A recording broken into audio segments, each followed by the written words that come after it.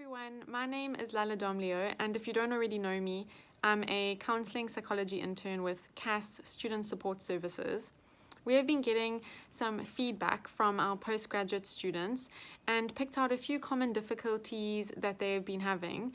Things like struggling with concentration and focus, not being able to complete a task, just feeling overwhelmed in general with the workload, increased anxiety and fatigue. So if you are a postgrad student and you are nodding as I'm listing these things, then this video is for you.